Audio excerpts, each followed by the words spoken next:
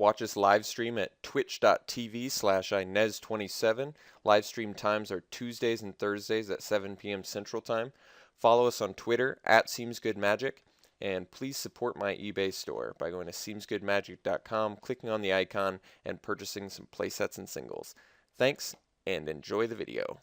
What's going on, folks? Alex from SeemsGoodMagic.com here for another 8-4 M14 Draft. We've opened Path of Bravery as our rare. Pretty good card, but we've got some better picks in here. We've also got Gnawing Zombie, Volcanic Geyser, Doomblade, Elvish Mystic, Rootwalla, Scroll Thief, Goblin Shortcutter, Messenger Drake, quite a few, Elvish Mystic, just tons of good playable cards in here. I think we're going to take the Doomblade. It's very efficiently costed. It's uncommon now.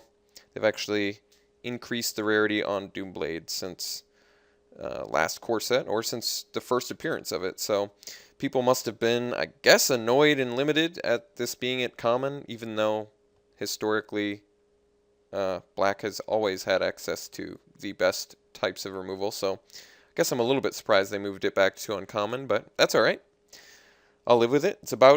It's not as weird as them moving domestication into rare. Domestication feels like garbage at rare. I will say that. Okay.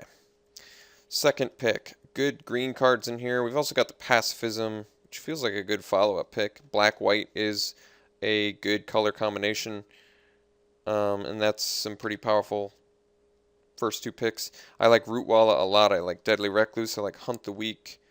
But I also really like Pacifism. So I think I'm going to grab that up and start to go a little bit deeper into black or white, or both.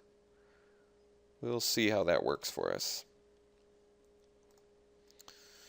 Okay, we've got Corpse Hauler, Deadly Recluse, Corrupt.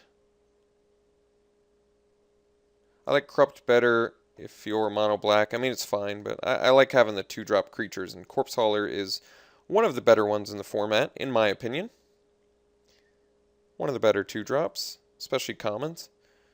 And considering black typically has the worst creatures, I don't know. I've always sort of had an idea that I like Corpse Hauler quite a bit. So, yeah. View that how you will. Alright. Now we have Bubbling Cauldron, Nightwing Shade, Giant Growth, Show of Valor, Griffin Sentinel, Pillarfield Ox. Bubbling Cauldron is good if we were to get some Festering Newts or a Bogbrew Witch, but Festering Newts, it's quite good. I think I want the Griffin Sentinel. I've come to appreciate this card a lot. It's relatively cheap costed, evasive, blocks well, buys you time. A lot of good things wrapped up into one card, so I'm fine picking Griffin Sentinel. Alright, feeling good about this pick here. We're going to take the Death Gaze Cockatrice.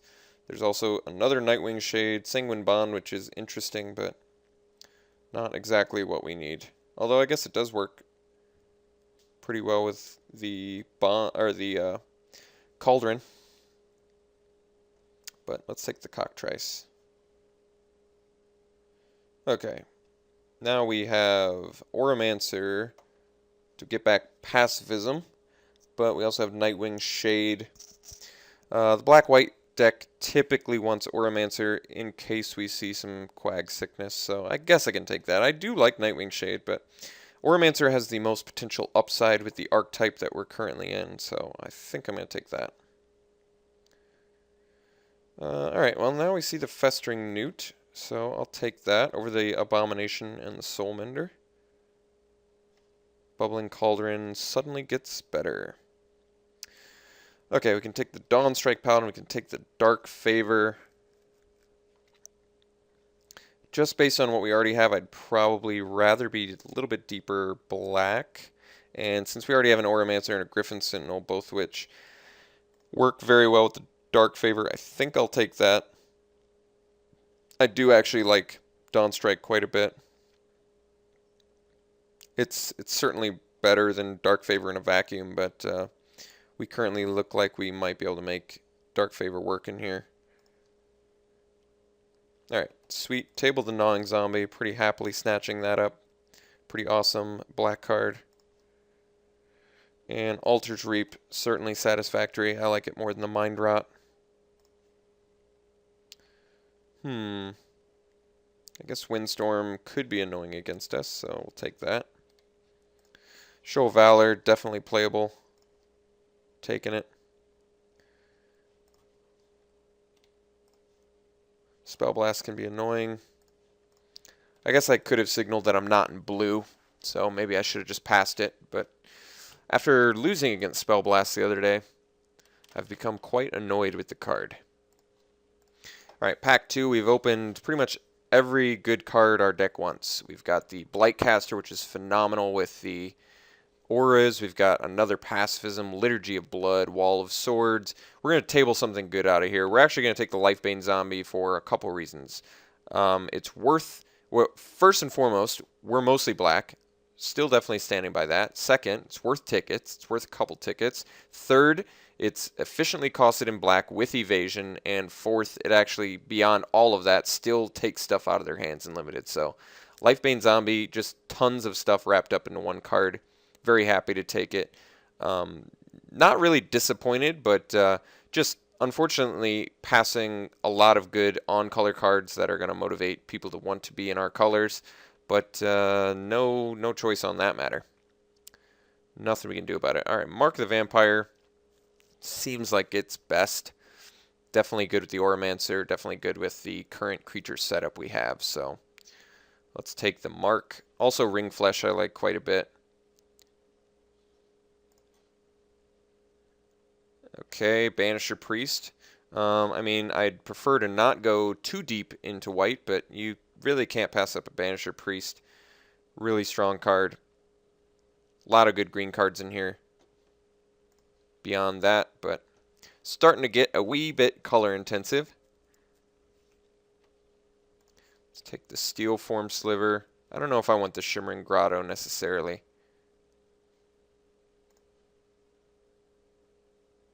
Alright, we can take the Corpse Hauler here, which I think is fine. Digs back important spells like Banisher Priest and Deathgaze Cockatrice, Lifebane Zombie, stuff like that. Otherwise, Capation Knight is fine too. But we've got some decent 2-drops at the moment.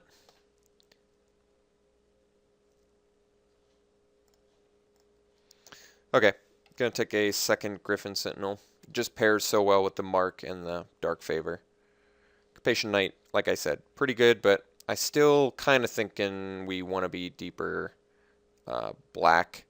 I know I'm taking a white pick here, but Capation Knight actually requires a bunch of white mana to be good.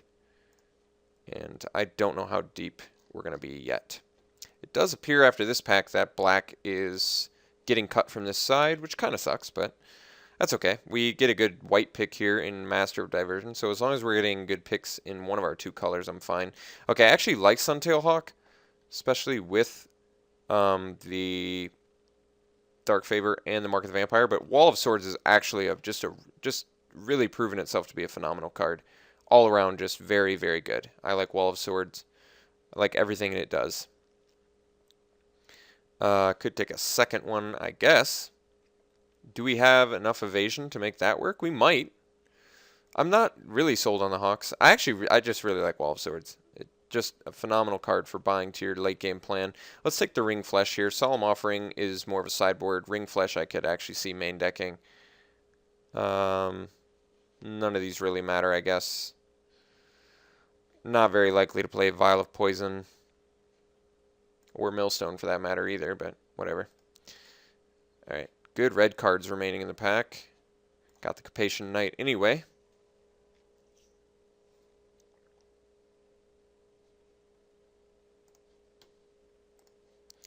Alright, we'll just take Thunderstrike. It's a pretty good trick. Don't want to head against that. This is 23 cards currently, and it's actually playable. So, good news, we've got a deck pre-Pack 3.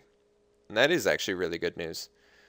So, Pack 3, we should be able to just hopefully find a Singer Vampire, a Sarah Angel, some other fatty black or white flyer. Planar Cleansing, huh? Make us go that deep. I think we want the Quag Sickness. So Planar Cleansing is sick, but Quag Sickness actually has good interaction with our deck, I think, with the Auramancer. And I just like having more removal. I do like Planar Cleansing a lot. I guess at this point, let's do a color sword. I guess we're actually more white than black now, but I mean, there's certainly a lot of potential we can do with the Planar Cleansing. But what? But Quag Sickness is good. I think that's what I'm trying to say. Quag Sickness is good. What do we cut? What's the first cut when I snatch up this Quag Sickness? Probably the Ring Flush.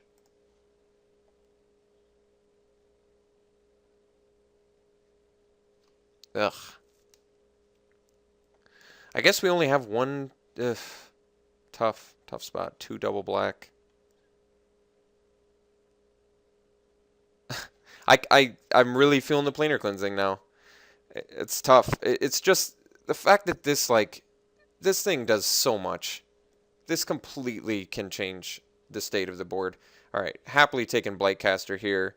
We've already got Dark Favor, Pacifism, and I guess that's it. But oh, and Mark, which is enough for me. But it's a 2/3 on its own. So I mean, yeah, I could have gotten the stupid Quag Sickness too, which is sick with Blightcaster, but I'm not gonna complain about it. Whatever. Let's cut the Fortify. Okay, Singer Vampire, definitely the pick here. There's also Celestial Flare. But Singer Vampire, we're a little bit in need of some more finishers. And Singer Vampire is most certainly that. Celestial Flare also would be satisfactory, but unfortunately we're getting into that territory of color intensity, but I'm going to just have to live with that. All right, Blood Baron. Do we want that? Guess it works reasonably well with Festering Newt. But Stonehorn Chanter is actually a pretty good 6-drop. I know this card seems like it's terrible, but I've played it and I was kind of happy with it. And once again, we're kind of a deck that's a wee bit short on ways to win. Like I could cut Capation Knight or a Wall of Swords, but I feel like I'd rather cut the Capation Knight.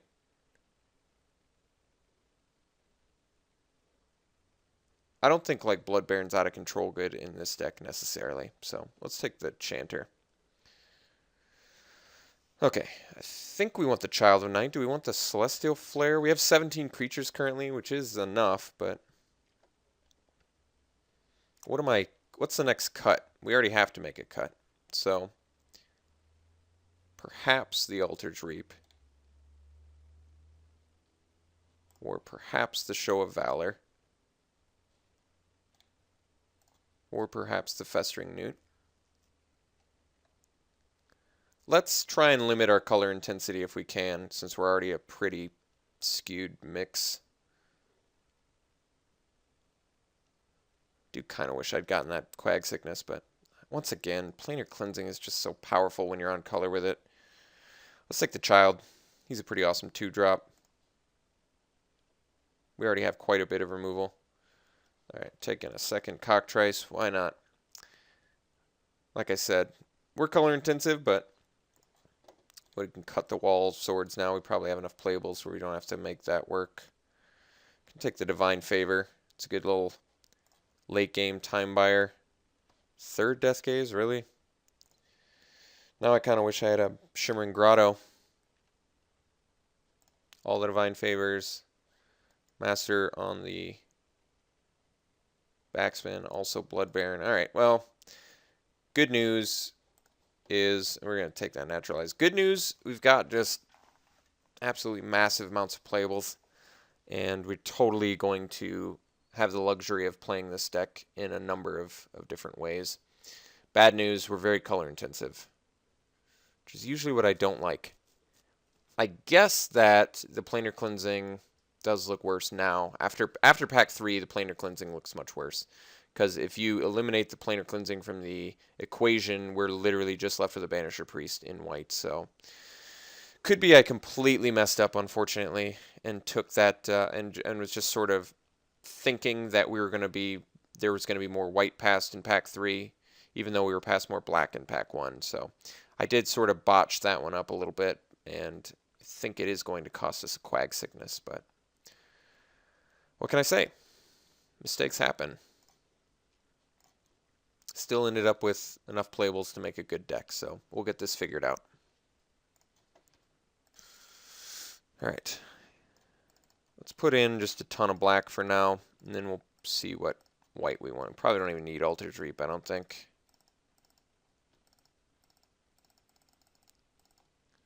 The black we have is quite good.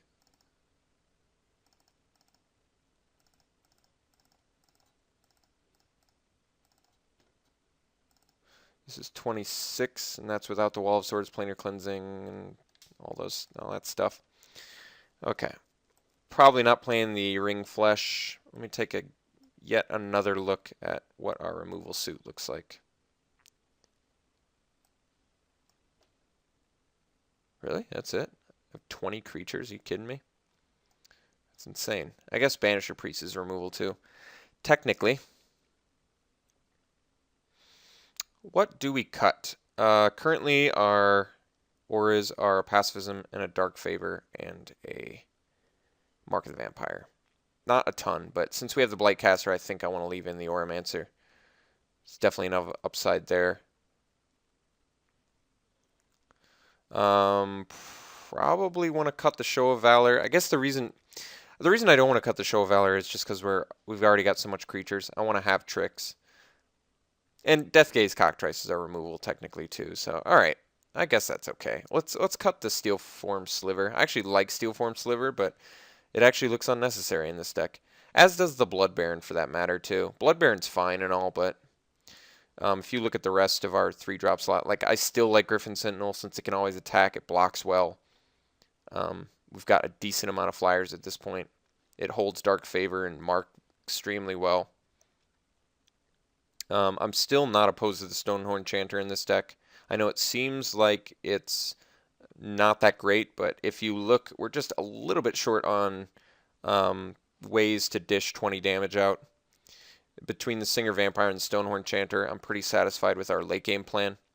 So the true mistake was the Planar Cleansing pick over the Quag Sickness. If I could go back and take that pick again, I would. And I'd probably swap it out for like a Festering Newt or something. I still kind of like Festering Newt in this deck, although I guess I could swap it for something. I don't know what's necessarily better. Maybe the Steelform Sliver is better than the Festering Newt. I could see the argument for that. It's just a 2/3 body is better.